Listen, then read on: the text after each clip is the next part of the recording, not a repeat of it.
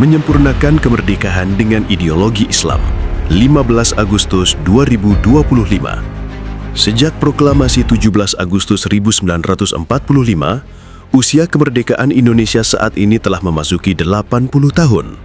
Semestinya, dengan usia kemerdekaan yang hampir 1 abad, negeri ini telah mencapai kemajuan, kemakmuran, kesejahteraan, dan keadilan. Namun sayang, yang terjadi justru negeri ini didera oleh berbagai persoalan. Hakikat penjajahan. Al-Alamah Asy-Syaikh Al-Imam Al-Qadhi Taqiyuddin An-Nabhani, pendiri Hizbut Tahrir, menjelaskan bahwa penjajahan al-istikmar bukan hanya fenomena masa lampau, tetapi merupakan metode standar atau metode baku yang digunakan oleh negara-negara kapitalis barat, terutama Amerika Serikat saat ini, untuk menguasai negara-negara lain. Syekh Taqi melihat penjajahan modern ini mewujud dalam bentuk kontrol secara menyeluruh di bidang ideologi, ekonomi, politik, budaya, hukum, hingga pertahanan. Tujuannya untuk mengeksploitasi negara yang menjadi sasaran penjajahan. Indonesia adalah salah satu contoh dari korban penjajahan modern. Memang benar Indonesia merayakan kemerdekaannya setiap tahun. Namun, di bidang ekonomi misalnya, sumber daya alam negeri ini seperti tambang emas, minyak, gas, telah lama dieksploitasi oleh banyak perusahaan asing seperti Freeport, ExxonMobil, dan Newmont, dan lain-lain. Celakanya, keberadaan perusahaan-perusahaan asing yang mengeruk kekayaan alam negeri ini justru dilegalkan melalui undang-undang. Penjajahan ideologi. Sesungguhnya, setelah lepas dari penjajahan fisik, negeri ini masuk ke dalam perangkap penjajahan ideologi yang lebih berbahaya. Sebabnya, berbagai macam persoalan yang kini mendera negeri ini adalah akibat dari penjajahan ideologi, yakni ideologi kapitalisme yang berakar pada sekularisme. Namun karena tidak secara langsung memakan korban jiwa, penjajahan ideologi ini terkesan tidak setragis dan sedramatis penjajahan fisik. Padahal penjajahan ideologi dalam wujud dominasi kapitalisme global ini juga telah menimbulkan penderitaan yang luar biasa, khususnya bagi bangsa ini dan umumnya bagi umat manusia di dunia ini. Anehnya, pemikiran dan cara pandang penjajah itu tetap dipertahankan, terutama oleh para penguasa dan elit-elit politiknya. Dengan adanya penjajahan ideologi kapitalisme sekuler, maka cita-cita para pejuang agar Indonesia benar-benar terlepas dari pengaruh penjajah tak dapat diwujudkan sepenuhnya. Jejak para penjajah justru masih kuat mencengkram negeri ini. Pertama, bidang hukum dan perundang-undangan. Hukum yang berlaku di Indonesia masih sekuler. Penjajah Belanda diusir, namun sebagian hukumnya tetap dipakai dan dilestarikan. Pembuatan perundang-undangan juga tidak lepas dari campur tangan asing. Kedua, bidang ekonomi. Negeri ini dijerat oleh beban utang, khususnya utang luar negeri dan bunganya, yang saat ini telah mencapai ribuan triliun rupiah. Sumber daya alamnya juga dikuasai asing dan aseng. Ketiga, bidang sosial dan bidang budaya. Berbagai kerusakan budaya dan perilaku telah menjadi fenomena sosial akibat masuknya budaya asing yang sekuler liberal. Banyak kasus yang menandai kerusakan ini, seperti seks bebas atau bahkan zina, penyimpangan seksual seperti LGBT, pornografi, korupsi, judi online, aneka kekerasan, dan lain-lain. Keempat, bidang politik. Negeri ini masih menerapkan sistem demokrasi sekuler yang sangat rentan disusupi oleh agenda kepentingan asing melalui para kompradornya. Akibatnya, banyak undang-undang yang dibuat oleh DPR dan peraturan yang dibuat oleh pemerintah lebih pro-asing daripada berpihak pada kepentingan rakyat negeri ini. Hakikat kemerdekaan. Dalam pandangan Islam, kemerdekaan hakiki bermakna keterbebasan manusia dari penghambaan kepada manusia, menuju penghambaan hanya kepada Allah Azza wa Jalla, Tuhan yang menciptakan manusia dan seluruh alam semesta. Karena itu bagi umat Islam, kemerdekaan bukan sekedar hak yang harus diperjuangkan, melainkan menjadi misi utama risalah Islam itu sendiri. Jika masih ada manusia menjadi hamba manusia lain, maka mereka belum dikatakan merdeka. Jika kaum muslim masih menjadi hamba dari ideologi dan hukum buatan manusia, maka mereka masih dalam keterjajahan. Pertanyaannya, apa itu penghambaan? Berkaitan dengan pertanyaan tersebut, Allah Subhanahu wa Ta'ala berfirman, "Ittakhadhu ahbarahum wa ruhbanahum arbabam min dunillah Mereka, Yahudi dan Nasrani, telah menjadikan para pendeta mereka dan para rahib mereka sebagai Tuhan-Tuhan selain Allah.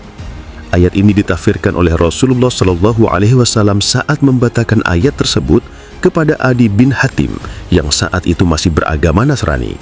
Mengomentari ayat tersebut, Adi bin Hatim berkata, "Wahai Rasulullah, kami tidaklah mengabdikan diri kepada mereka."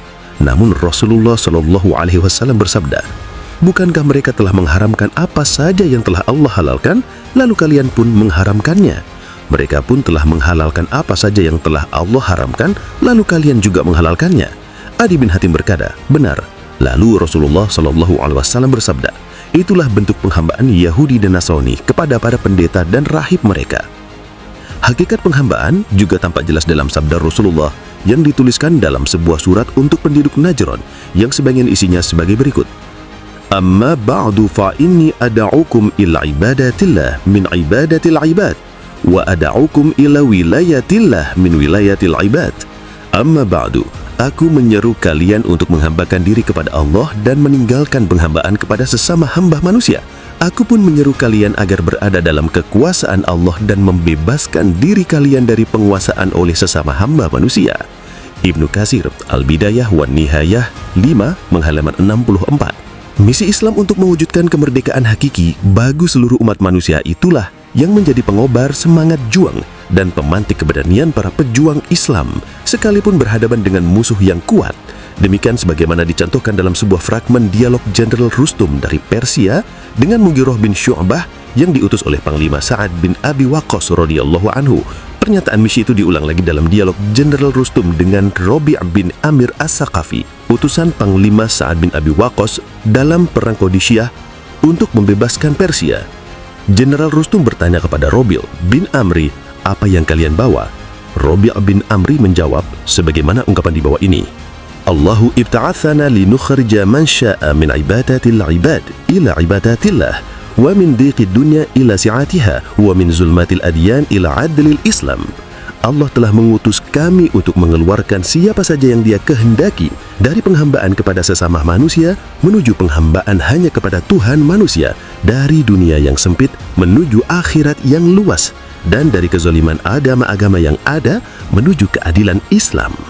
Mewujudkan kemerdekaan hakiki, momentum tahunan peringatan kemerdekaan negeri ini semestinya bukan sebatas seremonial belaka. Momentum ini sudah saatnya dijadikan sebagai renungan ideologis. Kita harus segera menyadari bahwa negeri ini belum benar-benar merdeka.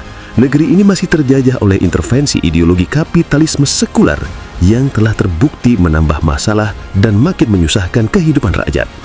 Jelas, negeri ini harus melepaskan diri dari ideologi kapitalisme sekuler ini. Caranya adalah dengan memperkuat landasan ideologi Islam dan membuang ideologi kapitalisme sekuler ini. Islam adalah agama sekaligus ideologi yang akan membawa misi tauhid, yakni misi terbesar agar manusia menghamba hanya kepada Allah Subhanahu wa Ta'ala semata. Negara yang berlandaskan ideologi Islam juga akan menjadi negara merdeka dan berdaulat karena hanya tunduk dan patuh pada perintah Allah Subhanahu wa Ta'ala semata dan menjauhi seluruh larangannya. Itulah takwa. Allah Subhanahu wa Ta'ala telah berjanji bahwa keberkahan akan diturunkan jika negeri ini beriman dan bertakwa.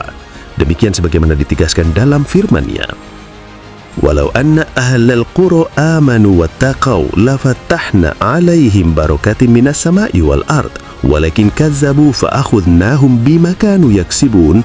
Jika penduduk negeri-negeri beriman dan bertakwa, pasti kami akan melimpahkan kepada mereka berkah dari langit dan bumi. Akan tetapi mereka mendustakan ayat-ayat kami itu.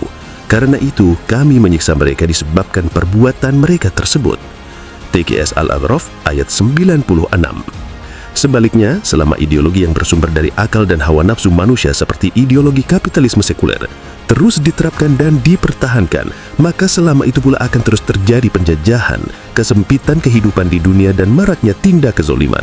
Demikian sebagaimana ditegaskan dalam firman-Nya, "Waman aradu an dzikri fa inna lahu ma'isyatan dhanka wa nashurhu yaumal qiyamati amma." Siapa yang berpaling dari peringatanku, Al-Quran, sungguh bagi dia kehidupan yang sempit dan kami akan mengumpulkan dirinya pada hari kiamat dalam keadaan buta. TKS Toha ayat 124. Karena itu negeri ini harus segera kembali pada hukum-hukum Allah. tentu dengan menerapkan syariah Islam secara kafah dalam seluruh aspek kehidupan. Penerapan syariah Islam secara kafah ini membutuhkan institusi politik Islam. Itulah khilafah. Keberadaan khilafah yang mengikuti metode kenabian atau khilafah ala minhajin nubuwah akan mewujudkan kemerdekaan hakiki bagi umat Islam, bukan hanya di Indonesia, namun juga di seluruh dunia. Wallahu alam bissawab. Hikmah.